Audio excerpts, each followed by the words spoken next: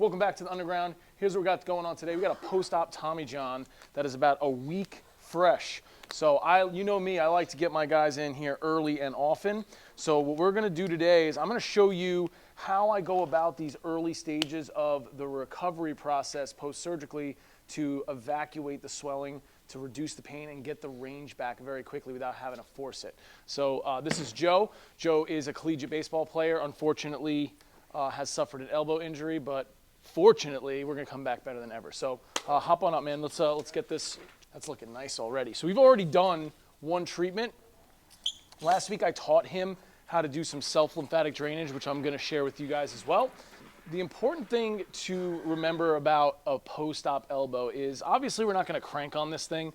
You know, it's only a week out, but the sooner we can get the process started, the better. You know, a lot of people wanna wait 2, 3, 4 weeks before they start rehab. And by the time that time has elapsed, all of the opportunity to enhance your outcome is already out the door. So what we're gonna do is really focus on the biggest piece of the puzzle early on, which is swelling evacuation, right? So remember, the immune system is pulling all of this nutrients, all of the macrophages, all of the fibroblasts, all of the healing factors to the elbow site, and all of that healing factor has waste. So the waste has to go somewhere. So we have to improve the drainage, and this is where lymphatics really come in. So we're not gonna get crazy. There's a lot of like lymphatic drainage gurus out there that say you have to do this in a very specific way. And there are some elements we're gonna pull from that, but for the most part, what we're gonna do is focus on just sound concepts and principles. So the first piece of this is understanding that lymphatic system is the bridge between your immune system and your circulatory system, and this is gonna be where this swelling is evacuated and returned to his bloodstream. So understanding that there are clusters of lymph nodes in the axillary area, around the collarbone and the sternum, in the neck, are where these primary pumping stations are. And then we're gonna clear these proximal or the pumping stations closer to his body first, and then we're gonna work our way down the elbow and then work our way back. Okay, so that's how we're gonna clear this. Again, this is his right arm. So, you know, if you were doing a left arm, you'd wanna clear the left side. Even both legs, you'd wanna clear the left side of the shoulder, but we'll save that for another video. For the right arm, we're gonna clear the first part of this, the first pumping station is gonna be working on this collarbone. Now, I can already tell a lot of you lymphatic drainage gurus will be like, Mike, you are pushing way too hard for lymphatic drainage massage. A lot of times lymphatic drainage massage is like this. It's like, oh, super light, you know, use a comb or a brush. And listen, these bigger lymphatic channels are deep. If you want to really pump them out, you have to work with a little bit of depth. I'm not crushing him here, but circular motions, pushing towards the heart, okay? And again, we do have research that suggests that using lymphatic drainage massage techniques or manual lymphatic drainage early in the process can absolutely expedite not only the range of motion recovery, but also pain reduction, right? So if you think about pain, this thing is swollen and throbbing and full, it's going to be uncomfortable. So we're just gonna work these, 60 to 90 seconds here. Right, so just working, again, along that collarbone and sternum, we're gonna clear all these proximal pumping stations. So this is pumping station number 1. So after that, I'm just gonna gently return his arm to a resting position. You good there? Yep. Sweet. Then we're gonna start pumping out pumping station number 2, which is gonna be in his neck and his jawline. You're fine. You're fine. No, you're fine. You're fine. Just leave it there. It's all good. We're gonna hang it on your ear. All right, we're not gonna get rid of the drip. We're just gonna leave it alone. All right, so now I'm gonna do the same thing. I'm gonna work along this jawline, right? Why do we have so many clusters of lymph nodes in the neck? Because your brain is expensive and it uses a lot of calories and it produces a lot of waste. So of the 800 or so lymph nodes in your body, 300 to 400 of them are in your face and neck. So it's a really important site to clear. Again, if we're really trying to optimize his ability to evacuate this swelling, and I can already tell you after last week, this thing looks awesome. Yeah. It looks remarkably better. How does it feel at night now? Much better. No throbbing. Yeah, no. Exactly, right? So we went from throbbing, wanting to chew your arm off in the middle of the night, to in just 1 week, right? What are we, 2 weeks out now? Not even. Not even, 10 days? Not, yeah. Right, because you had it on a Tuesday or Wednesday, the surgery? Yeah. That's awesome, okay? So clear these proximal lymph nodes in the neck. Again, about a minute or so. I'm not like cranking on, I'm not doing like fast release work. Just enough lotion to get this skin moving and just start pushing this stuff around. right? All right, that's pumping station number 2, complete. Pumping station number 3 for the upper extremity, we're gonna work on the axillary area. We're gonna work on his armpit.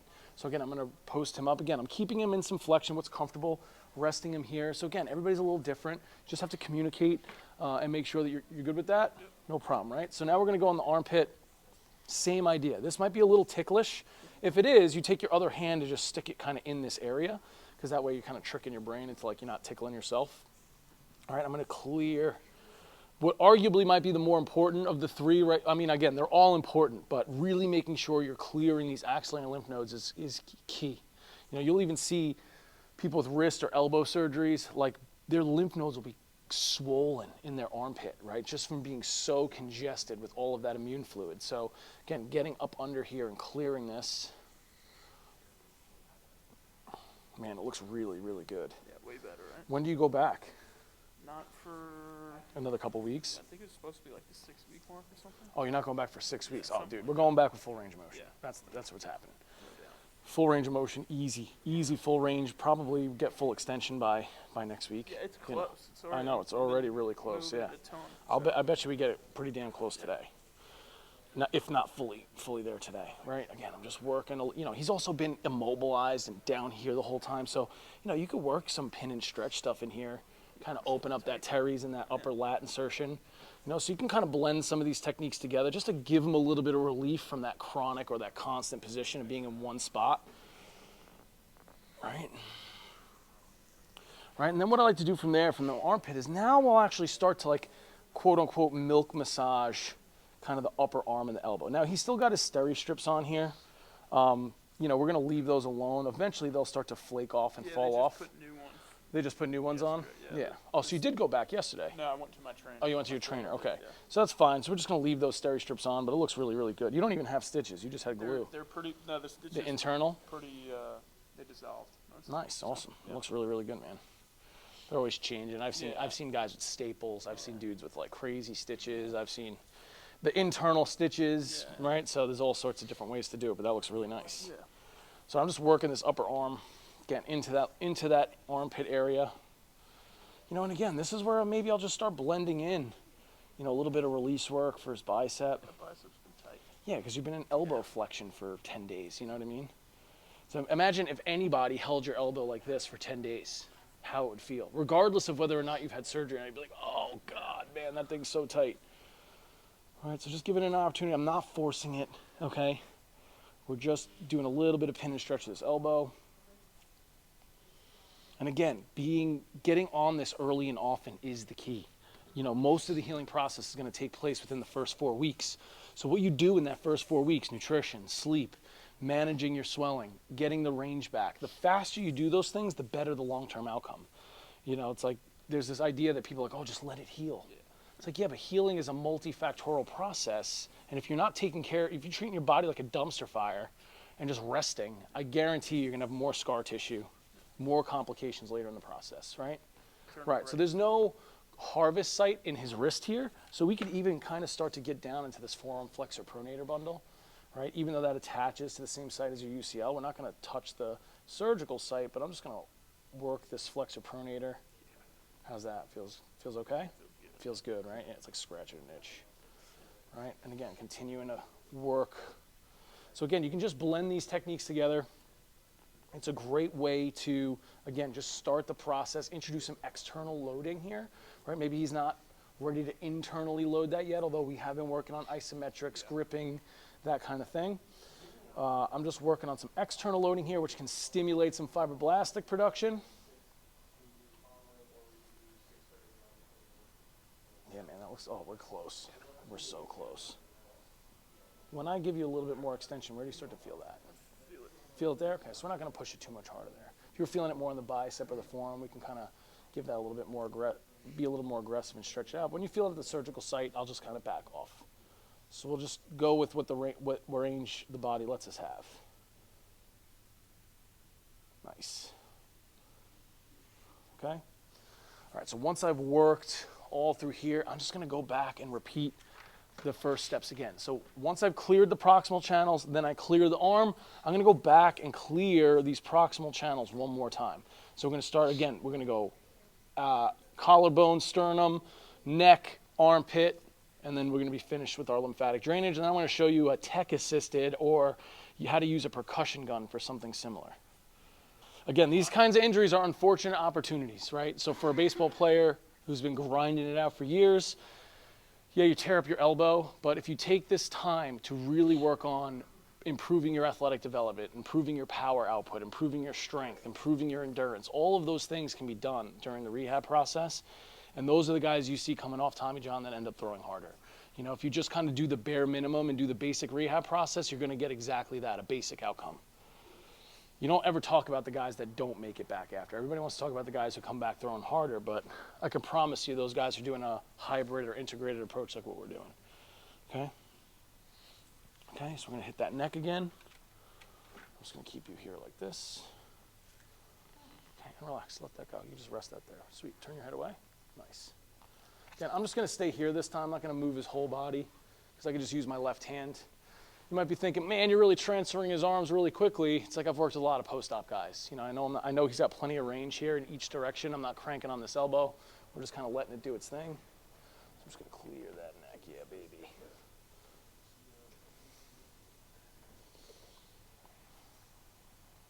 All right, so again, 60 seconds, maybe up to 90 seconds or so. Just clearing that neck channel. Okay, I'm using like moderate pressure here. It's not deep tissue, but it's certainly not me just like barely touching his neck. It just drives me crazy. And again, is there a time for that? If somebody's really swollen, lighter pressure is going to work just fine. But if somebody's, he's not that swollen right now, we want to really influence this fluid dynamic, pressure is going to be part of that equation, okay? Okay, look straight up. And now we're going to go back to that armpit, finish this bad boy up. Isaac, do me a favor, grab me that Hypervolt gun. So as I finish clearing this proximal channel, I'm going to start to blend in what I like to teach my athletes and clients to do on their own. So most people have a massage gun these days. If you don't, you can get an El Cheapo on Amazon, right? Did you buy like an El Cheapo on Amazon? Right, so exactly. So now you have something. We're not using this for the traditional way that a lot of people use it. We're going to use it very lightly because it's a great way to move fluid. Right, so what I'll do is just show exactly the same process. So we're going to start with pumping station number 1, right? Turn your head away. We're going to go to pumping station number 2. Again, really light, just kind of gently tapping. And you'll see, like, if I just gently tap that skin, how it creates that ripple effect. And that's just fluid dynamics right here. It's just fluid dynamics, right? We're just gently influencing fluid flow. Then I can get up under his armpit, and he could do this on his own. Go ahead, you give it a rock, right?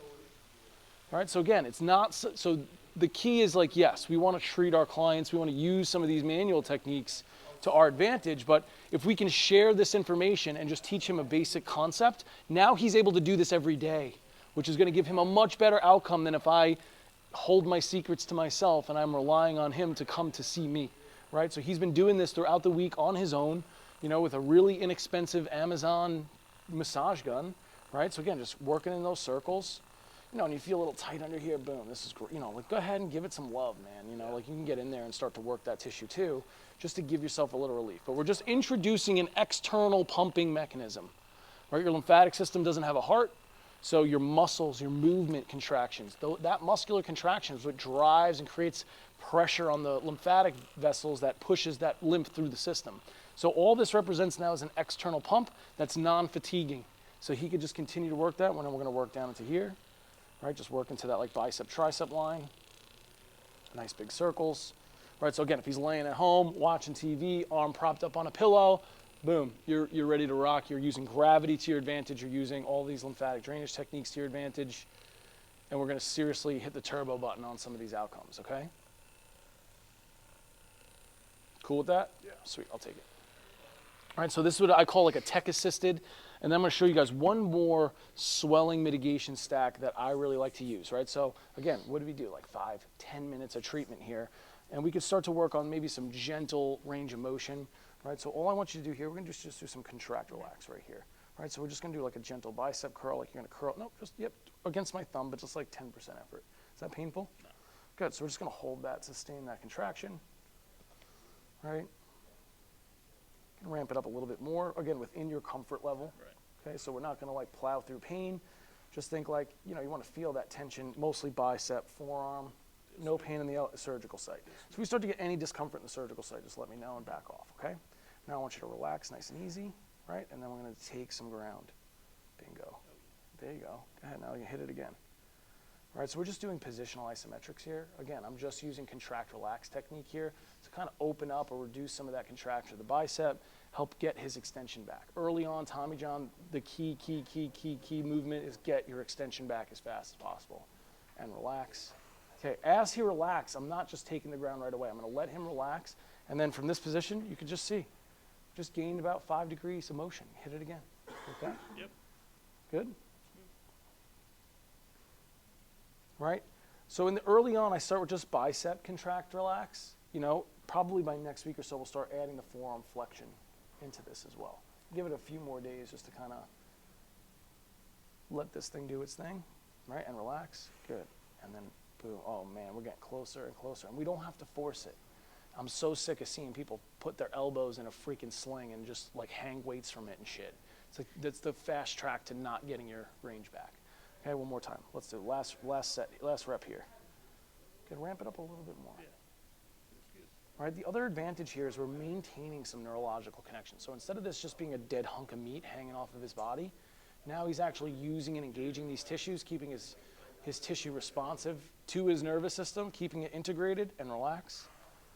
And, I mean, that's freaking damn near full extension, and we're only 10 days out.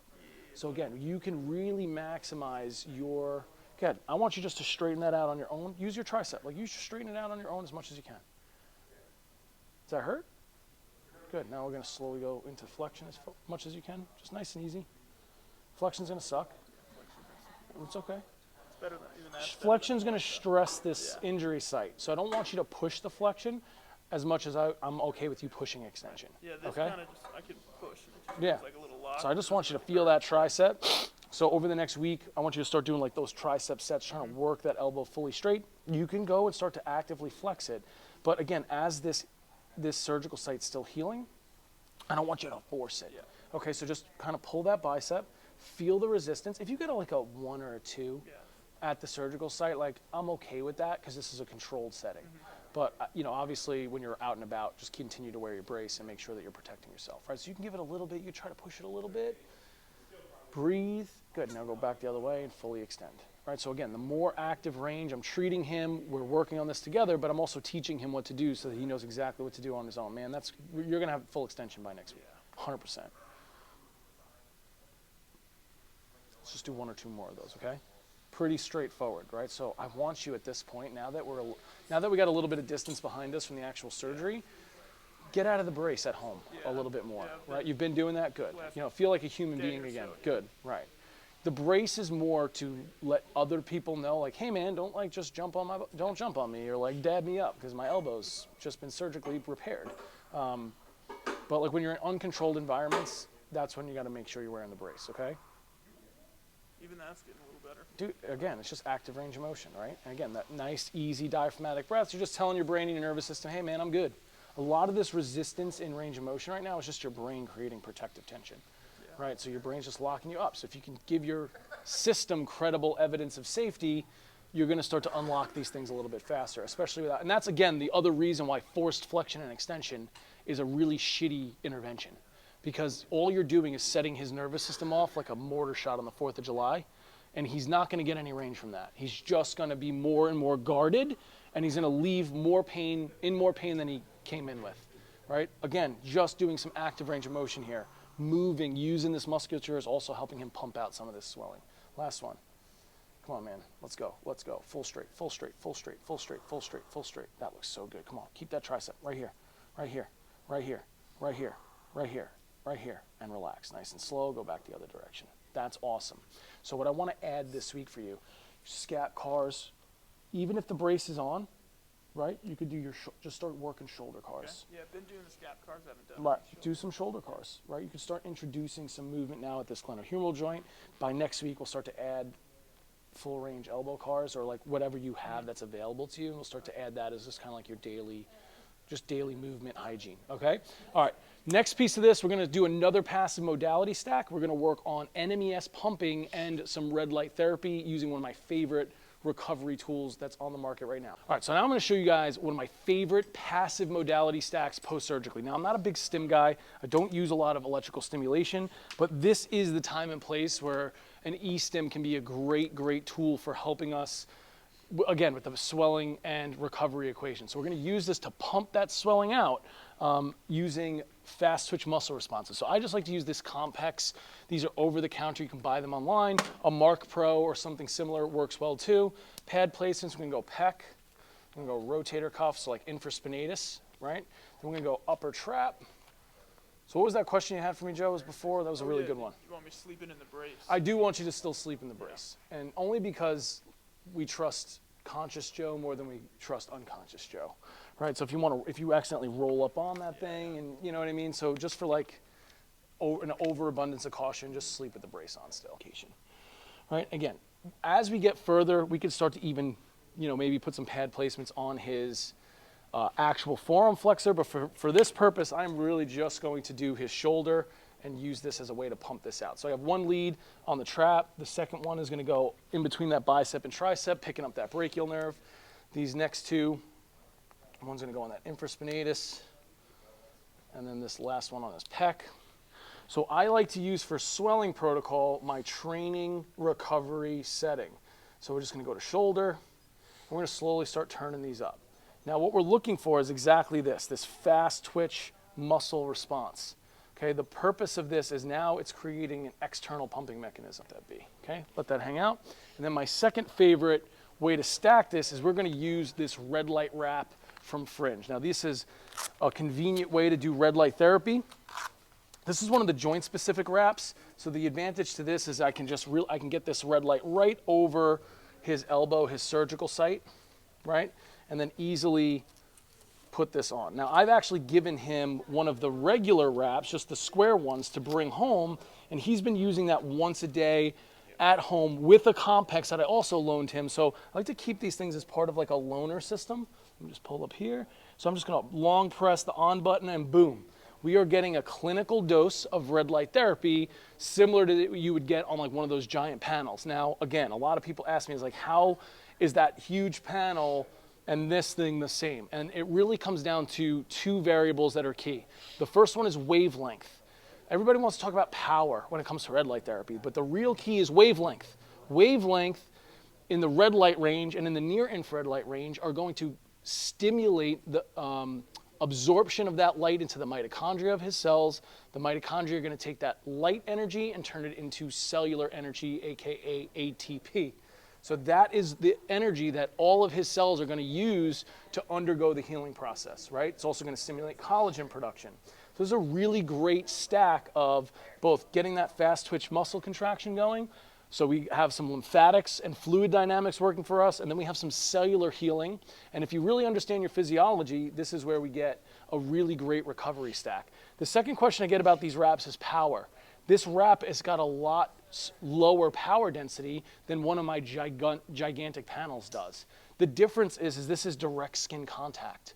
So because I'm taking away the distance, right? When you take one of those giant panels and stand in front of it, 60% of those photons are being scattered around the room, which is, again, it's fine, but we can reduce the power density, but also reduce the distance. So we're getting the same absorption into the tissue with something that is much more convenient, much more portable, runs off a small lithium battery, and boom, you're ready to go. So this is one of my favorite post-op recovery stacks. And what you guys just saw is a way to address swelling, which will expedite the range of motion reacquisition process, as well as enhance his cellular healing. And this is what he's going to work on, again, at home every single day. So we said the NMES, you could do this 2 to 3 times a day, but the red light therapy, we're going to stick to once a day. And then as he gets exposed to it more and more, we could probably up that to twice a day. But if you want to learn more about that, go check out my red light therapy course on fringeu.com. I do a 6 to 7 hour training on all of the basics of red light therapy, and you could get a certification that teaches you all of the variables, all of the parameters, what to look for when you're buying a red light therapy device. But again, I think for even just for you returning to pitching for recovery, it's a home run. So definitely pick up one of these, and then you'll have that. How high do you want me to start pumping this thing up? I like to start it when I see just a fast twitch response, but then as you get used to it, you can bump them up. Like yesterday, Just I was bump them kinda up. pumping it up, You're going to as get used to tolerated. it as tolerated. There really is no upper limit, so you can continue to bump that thing. So the complex recovery program is going to run for about 23 minutes. This is going to run for about 20 minutes, so it's a 20-minute treatment. He could do that, and again, he's going to chill here, and then we're going to probably get you on the bike and just get you moving around a little bit today. All right? Sweet. All right, thank you guys for visiting the underground. We'll see you guys next time.